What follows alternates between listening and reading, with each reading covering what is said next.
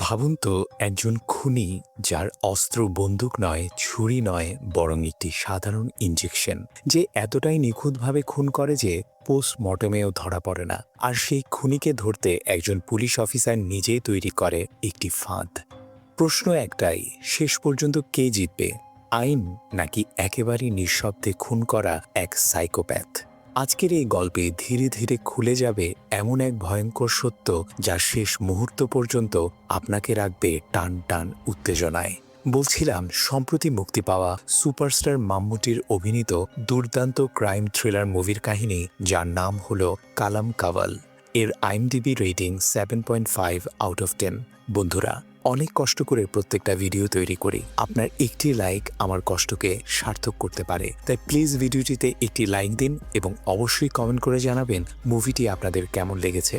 তো চলুন ডুব দেই আজকের রহস্যের গভীরে। গল্পের শুরুতেই দেখানো হয় মুভির প্রধান চরিত্র মাম্মুটিকে, যার নাম এখানে স্ট্যানলি। সে তখন তার স্ত্রী এবং 2 সন্তানকে নিয়ে ঘরে বসে টিভিতে একটি খুব পুরনো মুভি দেখছিল। ঠিক সেই সময় হয়তো স্ট্যানলির বস তাকে ফোন করলে সে পাশে গিয়ে কথা বলে। এরপর স্ত্রীকে জানায় যে কুমার স্যার তাকে ডেকেছেন, তাই সে একটু বাইরে যাচ্ছে এবং ফিরতে দেরিও হতে পারে। এইভাবে স্ট্যানলি অন্য একটি মেয়েকে সঙ্গে নিয়ে নিজের গাড়িতে কোথাও বেরিয়ে পড়ে। স্ট্যানলির পুরনো তামিল গান শুনতে খুব ভালো লাগে। গাড়িতে যেতে যেতে সে মেয়েটিকে জিজ্ঞাসা করে, তুমি যে আসবে তা আগে কেন জানাওনি?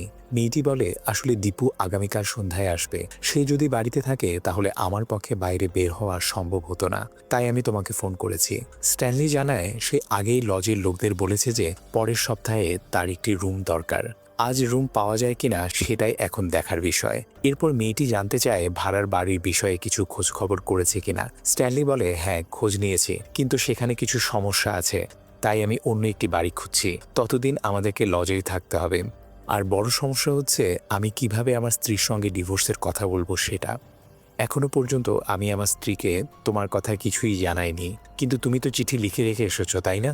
মেয়েটি বলে, হ্যাঁ চিঠি লিখে এসেছি, তবে তোমাকে দ্রুত একটা বাড়ি খুঁজতে হবে। অর্থাৎ সহজভাবে বললে, মেয়েটি নিজের বাড়ি ছেড়ে পালিয়ে এসেছে আর স্ট্যানলি তার স্ত্রীকে ডিভোর্স দিতে চায়।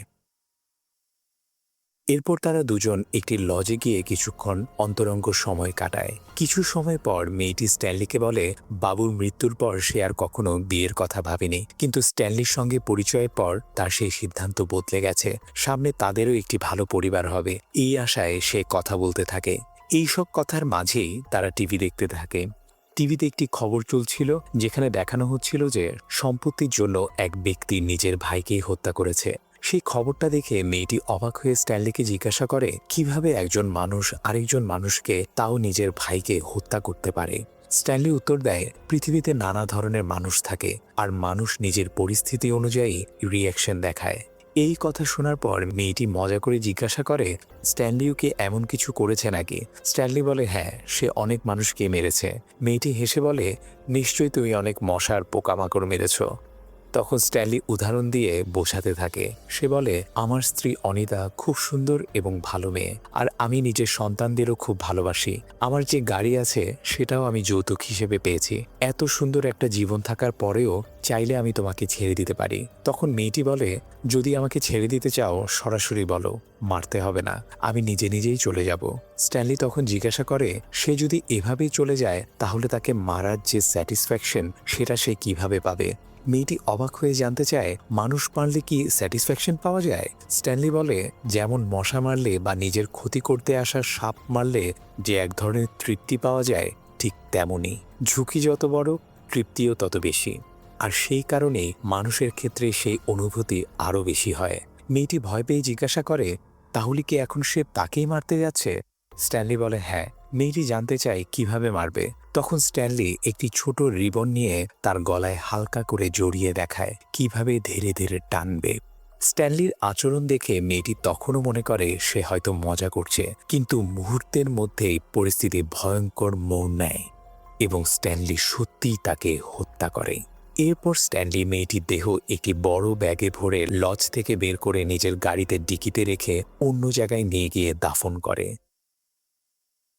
এরপর দৃশ্যপট বদলে তিরুবান্তপুরমে চলে যায়। সময় তখনও একই, ২০১২ সাল। সেখানে একজন ব্যক্তি এসপির কাছে এসে সম্প্রতি ওই গ্রামে ঘটে যাওয়া একটি দাঙ্গা ফাসাদের সম্পর্কে রিপোর্ট জানতে চায়। এসপি জানায় সেই দাঙ্গা অনেক আগেই শেষ হয়ে গেছে, এই বিষয়ে বলার মতো আর কিছুই নেই। তখন সেই ব্যক্তি বলে, স্যার আমি শুনেছি দাঙ্গা আবার নতুন করে শুরু হয়েছে। এসপি তখন উত্তর দেন, দেখো প্রদীপ, এমন কিছুই হবে না, সবকিছু পুরোপুরি নিয়ন্ত্রণে আছে। আর তাছাড়া এই কেসটা দেখার জন্য একজন স্পেশাল অফিসার দায়িত্বে আছেন, তার উপর আমার পুরো ভরসা আছে। বন্ধুরা, এই মুভিটিতে মোটামুটি 7 বা 8টি অধ্যায় রয়েছে। বিশেষ করে পুরো কেসটি শুরু হয় কোট্টেকোনাম নামের একটি গ্রাম থেকে। আসলে এই গ্রামেই সেই দাঙ্গার ঘটনা ঘটেছিল। এরপর জয়কৃষ্ণা নামের একজন স্পেশাল অফিসারকে দেখানো হয়। বাস্তবে এই জয়কৃষ্ণাই সেই দাঙ্গা থামিয়েছিল এবং ছবিতে দেখানো হয় কিভাবে তিনি তা করেছিলেন। একদিন জয়কৃষ্ণা স্থানীয় পুলিশ স্টেশনে এসে ওই দাঙ্গা সম্পর্কে খোঁজ নিতে শুরু করে। তাকে দেখে সেখানে থাকা পুলিশরা প্রথমে মনে করে সে বুঝি কোনো রিপোর্টার। পরে জয়কৃষ্ণা নিজে পরিচয় দেয় সে স্পেশাল ব্রাঞ্চের স্পেশাল অফিসার। তখন পুলিশ তাকে পুরো ঘটনার ব্যাখ্যা দিতে শুরু করে যে আসলে সেখানে কি ঘটেছিল। এই দাঙ্গার পেছনে মূলত 3 জন জড়িত ছিল, বিমল, তার বোন এবং ইউসুফ নামের একজন ব্যক্তি। ঘটনাটা হলো, বিমলের বোন এক যুবকের সঙ্গে পালিয়ে যায়। পরে বিমল কারো কাছ থেকে শুনে যে ইউসুফই নাকি তার বোনকে পালিয়ে নিয়ে গেছে।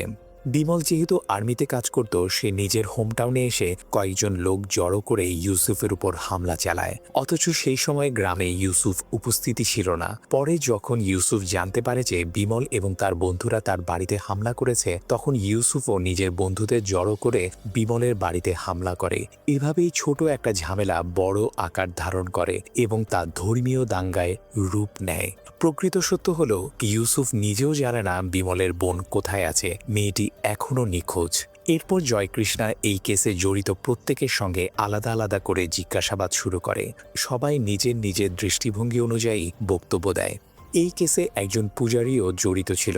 সে দাবি করে নিজের চোখে সে বিমলের বোন আর ইউসুফকে একসঙ্গে দেখেছিল। তবে বাস্তবে পূজারী নিজেও পুরোপুরি নিশ্চিত ছিল না যে সে সত্যিই ইউসুফকে দেখেছিল কিনা। দূর থেকে লোকটাকে শুধু ইউসুফের মতোই লেগেছিল। এরপর একজন পুলিশ অফিসার জয়কৃষ্ণাকে জানায় যে মানুষের বক্তব্য থেকে এতটুকু বোঝা গেছে মেয়েটি অন্য কারো সঙ্গে পালিয়েছে। তার ফোন নাম্বার সাইবার সেলে দেওয়া আছে, কোনো তথ্য পাওয়া গেলে তারা জানাবে। পরে জয়কৃষ্ণা এবং তার টিমের সদস্যরা বিমলের বাড়িতে গিয়ে তাকে বোঝানোর চেষ্টা করে। তারা বলে কেসটা ভালোভাবে চেক করা হয়েছে, ইউসুফ বিমলের বোনকে পালিয়ে নিয়ে যায়নি, অন্য কেউ জড়িত। সেই ব্যক্তির লোকেশন তামিলনাড়ুতে দেখা যাচ্ছে। তাই বিষয়টাকে আর না বাড়াতে অনুরোধ করা হয়, বাকিটা তারা দেখবে বলে আশ্বস্ত করে। কিন্তু বিমল এবং তার বন্ধুরা মনে মনে ঠিক করে যেভাবেই হোক সেই লোকটাকে ধরতে হবে যে তার বোনকে পালিয়ে নিয়ে গেছে। ঠিক সেই সময় পুলিশ ডিপার্টমেন্টে কাজ করা একজন ব্যক্তি বিমলকে ফোন করে কিছু ইনফরমেশন দেয়। সে জানায় পুলিশ একজন লোকের ঠিকানা বের করেছে এবং সেখানে যাচ্ছে। এই খবর শুনে বিমল এবং তার বন্ধুরা সিদ্ধান্ত নেয় পুলিশের আগেই তারা সেখানে গিয়ে নিজেদের মতো করে সত্যটা বের করবে।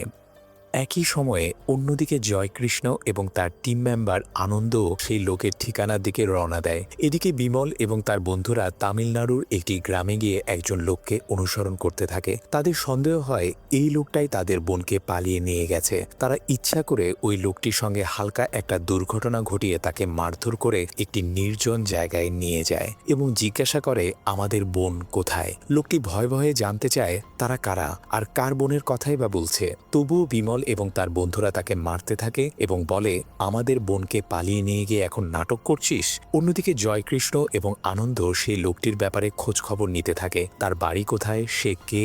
ঠিক তখনই ওই লোকটির বন্ধুরা জানতে পারে যে কেউ তাদের বন্ধুকে মারধর করছে। খবর পেয়ে জয়কৃষ্ণ এবং আনন্দ সেই দিকেই ছুটে যায়। কিছুক্ষণ পর পুলিশকে আসতে দেখে বিমল এবং তার বন্ধুরা সেখান থেকে পালিয়ে যায়।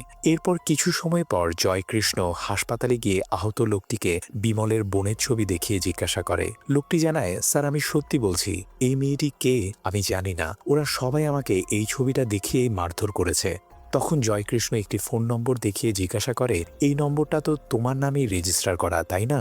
লোকটি জানায়, স্যার এই নম্বরটা আমার নয়, এটা আমার কাজিনের। আমার আইডি প্রুফ ব্যবহার করে সে সিম নিয়েছিল। সে আরো বলে 7-8 মাস আগে তার কাজিন এক ছেলের সঙ্গে পালিয়ে গিয়েছিল। কোথায় গেছে বা কার সঙ্গে গেছে সে কিছুই জানে না। তার কাজিনের নাম ছিল সেলভি। সেলভির বিষয়ে আরও তথ্য জানার জন্য জয়কৃষ্ণ স্থানীয় পুলিশ স্টেশনে যায়। সেখানে পুলিশ জানায় স্টিফেন যা বলেছে সেটাই সত্য। সেলভির পরিবারের লোকজন একজন চিঠি পেয়েছিল, যেখানে লেখা ছিল সে এক ছেলের সঙ্গে পালিয়ে যাচ্ছে। বাড়ি ছাড়ার পর দুজনেরই ফোন বন্ধ হয়ে যায়। যেহেতু মেয়েটি প্রাপ্তবয়স্ক এবং নিজের ইচ্ছায় গেছে, তাই এখানে তেমন কোনো কেস দাঁড়ায় না।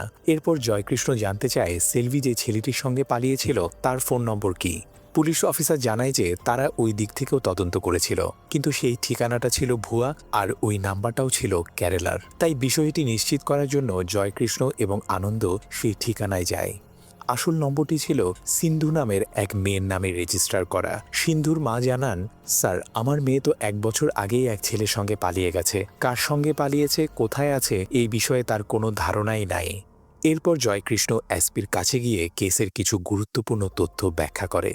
সে সহজভাবে বোঝায় যে পুলিশ যখন কোনো পালিয়ে যাওয়া মেয়ের বাড়িতে গিয়ে তদন্ত করে তখনই জানা যায় মেয়েটি কোনো এক ছেলের সঙ্গে পালিয়েছে। কিন্তু সেই ছেলেটির নম্বর ট্রেস করলে দেখা যায় সেটা তার আসল নাম্বার নয়, বরং অন্য এক মেয়ের নামে রেজিস্টার করা। পরে সেই মেয়ের বাড়িতে গিয়ে খোঁজ নিলে জানা যায় সেটিও কোনো ছেলের নম্বর নয়, বরং একটি মেয়ের, আর সেই মেয়েটিও আবার কারো সঙ্গে পালিয়ে গেছে। এইভাবেই এই লুপটি কেরালা এবং তামিলনাড়ুর মধ্যে বারবার চলতে থাকে। কিন্তু ওই পালিয়ে যাওয়া মেয়েগুলোর শেষ পরিণতি কি হয়েছে সেই বিষয়ে কারও কোনো ধারণা নেই, কারণ তারা সবাই ছিল প্রাপ্তবয়স্ক নারী। আর আরও একটি চমকে দেওয়ার মতো তথ্য হলো, এই পর্যন্ত যারা নিখোঁজ হয়েছে বা পালিয়ে গেছে তারা সবাই হয় ডিভোর্সি ছিল, নয়তোবা বিধবা। তাদের পরিবারের লোকজনও ভেবেছিল মেয়ে যেখানে আছে হয়তো সেখানেই সুখে আছে, নিজের মতো করে জীবন কাটাচ্ছে। এই কারণেই পুলিশও এই কেসগুলোর উপর তেমন কোনো গুরুত্ব দেয়নি। এসপি তখন জয়কৃষ্ণকে জিজ্ঞাসা করেন তার কি মনে হয়, এরা কি কোনো একজনের কাজ নাকি কোনো গ্রুপের।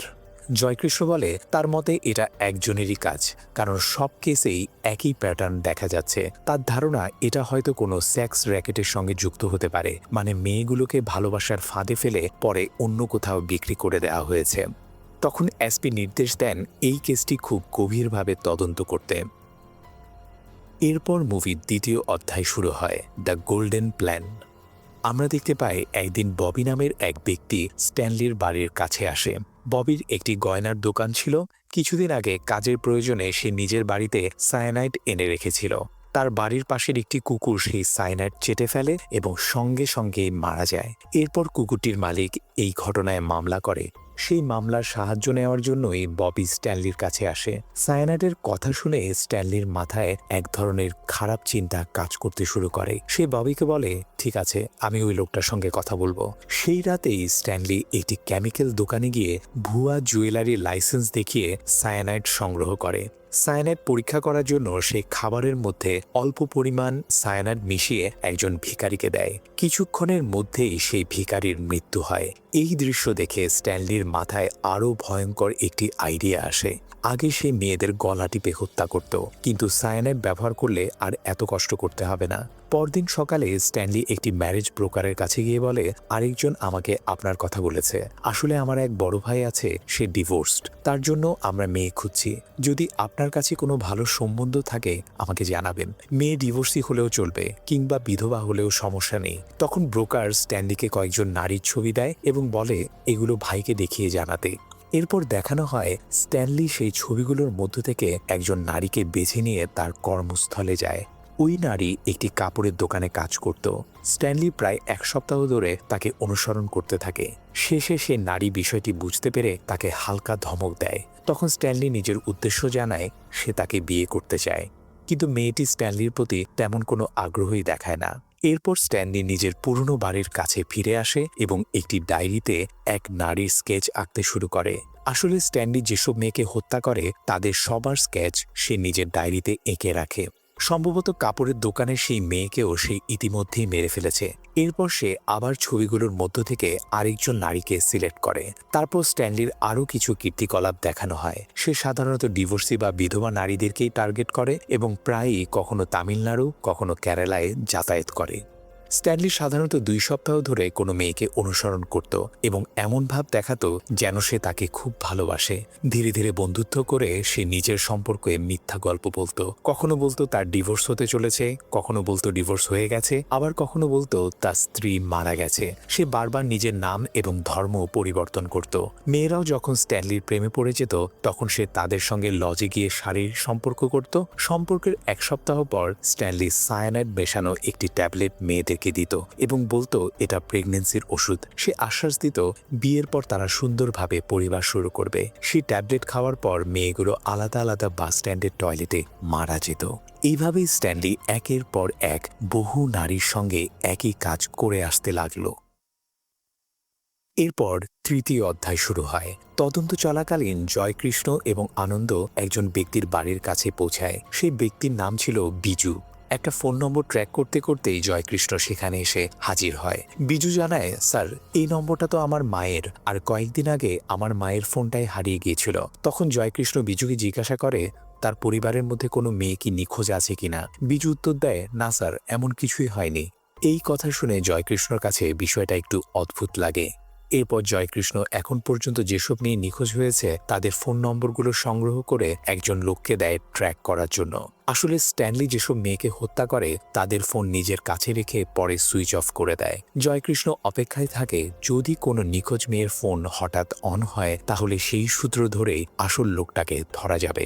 অন্যদিকে স্ট্যানলি আবারও এক নারীকেই নিজের ভালোবাসার জালে ফাঁসিয়ে দেয়।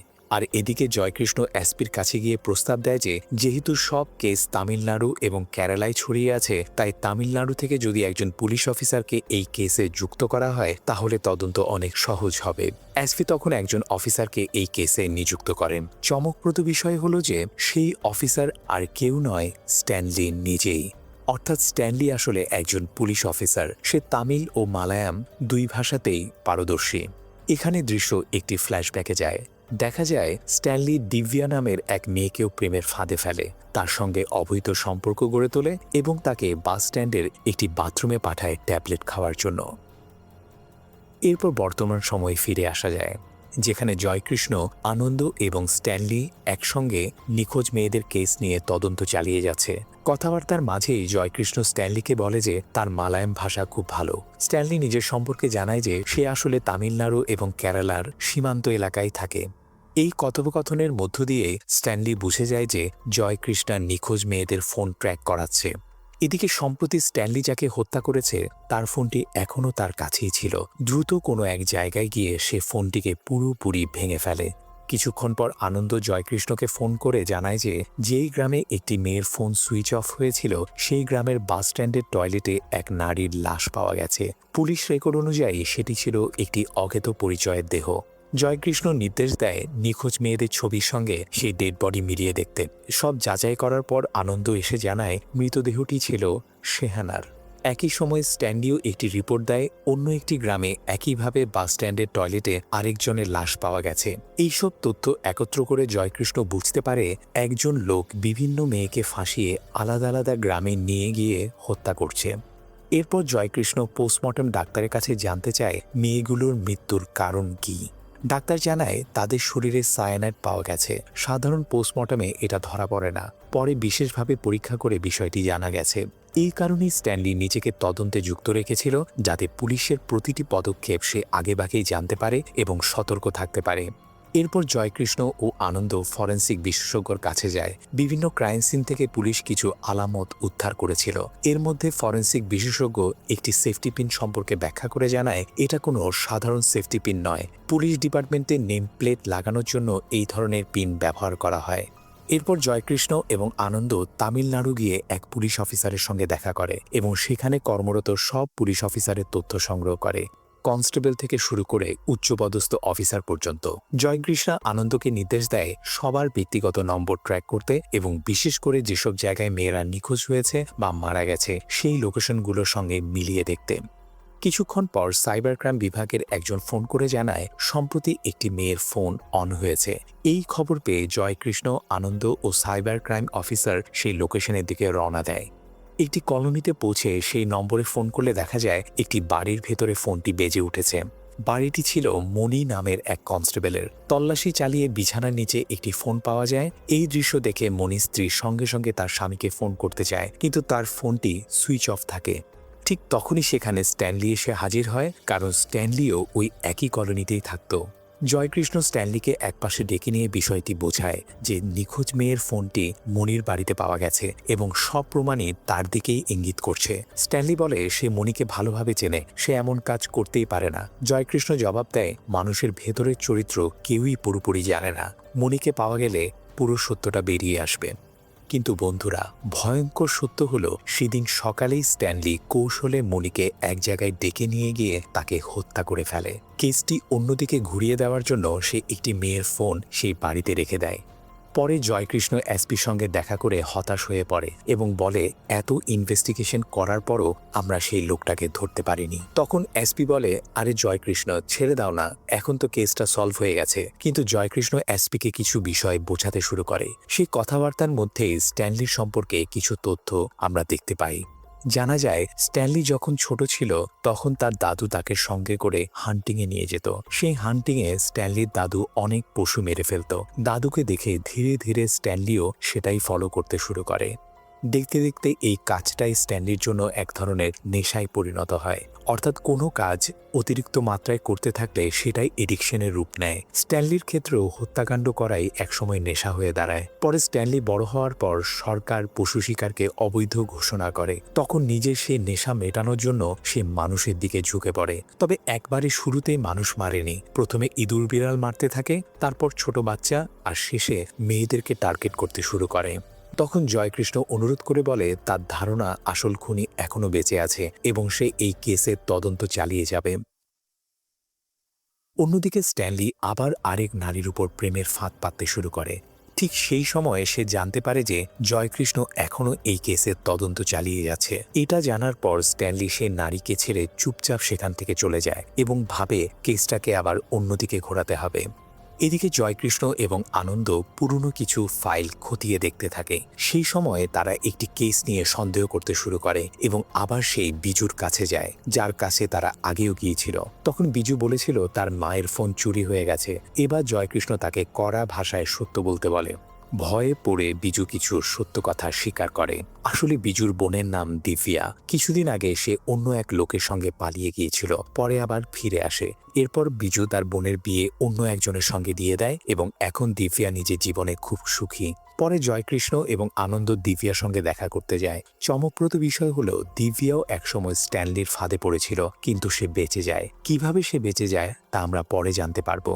তারা দিব্যার কাছে সেই লোকটি সম্পর্কে তথ্য জানতে চায়। প্রথমে দিব্যা খুব ভয় পেয়ে যায় এবং বলে তার অতীতের কথা তার স্বামী জানে না, তাই সে অনুরোধ করে যেন তারা চলে যায়। কিন্তু জয়কৃষ্ণ এবং আনন্দ খুনির কাজের ধরন বিস্তারিতভাবে তাকে বোঝায় এবং বলে সেদিন দিব্যাও মারা যেতে পারত। তখন দিব্যা বলে সেই রাতে সে ওষুধ খাওয়ার জন্য বাথরুমে গিয়েছিল এবং তার ফোন স্ট্যানলির কাছেই থেকে যায়। তবে দিব্যা সে ট্যাবলেট খায়নি, কারণ স্ট্যানলি তাকে বলেছিল এখন সন্তান নিলে সমস্যা হবে এবং তাদের কাছে টাকা খুব কম। কিন্তু দিব্যা মনে মনে ভেবেছিল তার মা তো অবসর নিলে কিছু ফান্ড পাবে এবং পরে সে এই কথা স্ট্যানলিকে জানিয়ে দেবে, তাই সে সন্তান রাখার সিদ্ধান্ত নিয়ে ট্যাবলেট খায়নি। পরে জয়কৃষ্ণ দিব্যাকে মনির একটি ছবি দেখিয়ে জিজ্ঞাসা করে এই লোকটাই কি সে ছিল? দিব্যা জানায় না, এই লোকটাই সে নয়। ওই লোকটার বয়স একটু বেশি ছিল এবং সে সবসময় তামিল গানই শুনত। ওরা দুজন চলে যাওয়ার পরের দিন স্ট্যানলি দিব্যার কাছে এসে তাকে এবং তার অনাগত শিশুকে মেরে ফেলার হুমকি দিতে থাকে। আসলে জয়কৃষ্ণ আগেই বলেছিল যে পরের দিন সে একজন স্কেচ আর্টিস্টকে নিয়ে দিব্যার কাছে আসবে স্কেচ বানানোর জন্য। এই কারণে ভয় পড়ে দিব্যা জয়কৃষ্ণকে ফোন করে বলে যে স্যার, আপনারা গতকাল আমাদের বাড়িতে এসেছিলেন, এই কথা আমার স্বামী জেনে গেছে এবং সে আমাকে সন্দেহ করছে। প্লিজ স্যার, আমি আর আপনাদের কোনো ইনফরমেশন দিতে পারবো না। এসব শুনে জয়কৃষ্ণ খুবই হতাশ হয়ে পড়ে। এরপর জয়কৃষ্ণ আর আনন্দ সেই গ্রামের বাস স্টপে গিয়ে এক কন্ডাক্টরকে দিব্যার ছবি দেখিয়ে জিজ্ঞাসা করে সে কি এই মেয়েটিকে কোথাও দেখেছে কিনা। আসলে দিব্যা এই বাস স্টপের পাশের ওয়াশরুমেই ট্যাবলেট খাওয়ার জন্য এসেছিল এবং নিয়মিত এখান দিয়ে যাতায়াত করত। কন্ডাক্টর জানায় যে সে এই মেয়েটিকে বহুবার দেখেছে এবং প্রায়ই তার সঙ্গে একজন লোকও থাকত। এরপর জয়কৃষ্ণ এবং আনন্দ একজন স্কেচ আর্টিস্টকে সঙ্গে নিয়ে কন্ডাক্টরের বাড়িতে যায়। ঠিক সেই সময় স্ট্যানলি জয়কৃষ্ণকে ফোন করে আপডেট জানতে চায়। জয়কৃষ্ণও সবকিছু খুলে বলে দেয়। এসব শুনে স্ট্যানলি তার বন্দুক নিয়ে তাড়াহুড়ো করে সেখানে পৌঁছানোর সিদ্ধান্ত নেয়, কারণ কিছু গোলমাল হলেই সে সবাইকে মেরে ফেলবে বলে ভাবে। এদিকে তারা সেই লোকটি স্কেচ তৈরি করে ফেলে। ঠিক তখনই স্ট্যানলি সেখানে এসে উপস্থিত হয়। স্কেচটি দেখে সে চমকে যায়, কারণ সেটি তার নয় বরং অন্য একজনের। এতে সে কিছুটা স্বস্তি পায় এবং ভাবে হয়তো কন্ডাক্টর অন্য কাউকে দেখেছিল। এরপর সেই কন্ডাক্টর স্ট্যানলিকে জিজ্ঞাসা করে, আমি আপনাকে হয়তো কোথাও দেখেছি। তখন স্ট্যানলি হালকা একটা অজুহাত দিয়ে বিষয়টা এড়িয়ে যায়। পরের দিন স্ট্যানলি আরেকটা নারীর সঙ্গে দেখা করে এবং বলে যে সে আজ রাতের জন্য একটি রুম বুক করেছে, সেখানে গিয়ে তারা দুজনে এনজয় করবে। ওই নারীও রাজি হয়ে যায়। পরে বাড়ি ফিরে সে তার মেয়েকে জানায় যে আজ রাতে সে একটু দেরিতে বাড়ি ফিরবে, তাই যেন মেয়ে ঘুমিয়ে পড়ে। অন্যদিকে জয়কৃষ্ণা এবং আনন্দ সেই স্কেচে থাকা লোকটিকে খুঁজতে থাকে। সেই রাতেই স্ট্যানলি ওই নারীর সঙ্গে একটি লজে আসে। লজের কর্মচারী স্ট্যানলির কাছে আইডি প্রুফ চায়। স্ট্যানলি অবাক হয়ে বলে, আগে তো আইডি চাইতো না। তখন কর্মচারী জানায়, এখন আইডি প্রুফ বাধ্যতামূলক, পুলিশ থেকে কড়া নির্দেশ এসেছে। স্ট্যানলি নিজের একটি আইডি কার্ড দেখিয়ে দেয়। রুমে গিয়ে যখন তারা একান্ত হওয়ার চেষ্টা করছে, ঠিক তখনই লজে সেই কর্মচারীর দরজায় কড়া নাড়ে। সে স্ট্যানলিকে জানায় যে সে বুঝতে পেরেছে স্ট্যানলি পুলিশে কাজ করে এবং অনুরোধ করে তার একটি সাহায্য করতে। কয়েক মাস আগে তার মেয়ে নিখোঁজ হয়েছে, তাকে খুঁজে বের করার জন্য সে অনুরোধ জানায় এবং মেয়ের একটি ছবি স্ট্যানলিকে দেখায়। বাস্তবে স্ট্যানলি ওই মেয়েটিকে আগেই হত্যা করেছিল। এদিকে জয়কৃষ্ণর কাছে ফোন আসে যে কেউ একজন জানিয়েছে স্কেচে থাকা লোকটিকে কোথাও দেখা গেছে। খবর পেয়ে জয়কৃষ্ণ দ্রুত সেখানে রওনা দেয়। কিছুক্ষণ পর স্ট্যানলি আবার নিচের রিসেপশনে আসে ওই কর্মচারীর সঙ্গে কথা বলার জন্য, কিন্তু সেখানে কাউকে পায় না। ঠিক তখনই জয়কৃষ্ণ সেখানে এসে স্ট্যানলিকে জিজ্ঞাসা করে সে এখানে কি করছে। স্ট্যানলি বলে সে স্পেশাল ব্রাঞ্চের একটি কেসের কাজে এসেছে এবং উপরের রুমে আরেকজন পুলিশ আছে। জয়কৃষ্ণ জানায় সেও সেই খুনিকে খুঁজতে এসেছে এবং স্ট্যানলিকে একটি স্কেচ কপি দিয়ে বলে যদি লোকটিকে দেখা যায় তাহলে যেন তাকে জানানো হয়। স্ট্যানলি উপরে গিয়ে কাগজটি খুলে দেখে সেখানে আসলে তারই স্কেচ রয়েছে। এখান থেকে গল্পটি একটু ফ্ল্যাশব্যাকে যায়।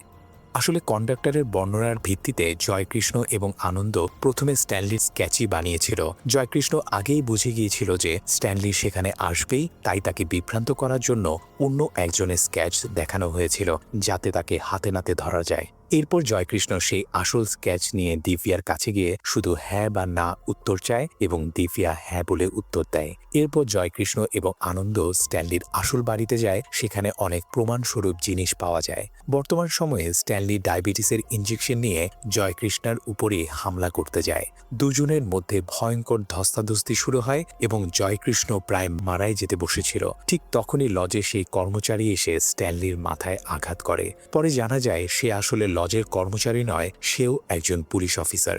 শেষ পর্যন্ত জয়কৃষ্ণ এবং সেই পুলিশ অফিসার স্ট্যানলিকে মেরে তার লাশ অন্যত্র গিয়ে কবর দিয়ে দেয়, কারণ স্ট্যানলির বিরুদ্ধে কোনো সরাসরি প্রমাণ ছিল না।